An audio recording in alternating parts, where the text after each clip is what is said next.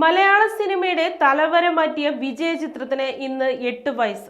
മലയാള cinema ചരിത്രത്തിലെ ആദ്യ 100 കോടി ചിത്രമായ പുലിമുരുകന്റെ 8ാം വാർഷികം സമൂഹ മാധ്യമങ്ങളിലൂടെ ആഘോഷമാക്കുകയാണ് മോഹൻലാൽ ആരാധകർ.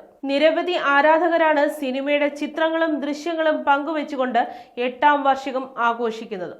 ആദ്യ ദിനത്തിൽ സിനിമ കാണാൻ പോയപ്പോഴുണ്ടായ തിരക്കിന്റെയും ആഘോഷങ്ങളുടെയും ഓർമ്മകളും പലരും പങ്കുവയ്ക്കുന്നുണ്ട്. 8 years ഓഫ് പുലിമുരുകൻ എന്ന ഹാഷ്ടാഗും സോഷ്യൽ മീഡിയയിൽ ട്രെൻഡിംഗ് ആയി കഴിഞ്ഞു. 2016 ഒക്ടോബർ 7-നായിരുന്നു പുലിമുരുകൻ റിലീസ് ചെയ്തത്. ഉദയകൃഷ്ണയുടെ തിരക്കഥയിൽ വൈശാഖ് സംവിധാനം ചെയ്ത ചിത്രത്തിന് റിലീസിന് മുന്നേ പലതരത്തിലുമുള്ള ട്രോളുകൾ നേരിടേണ്ടി വന്നിരുന്നു.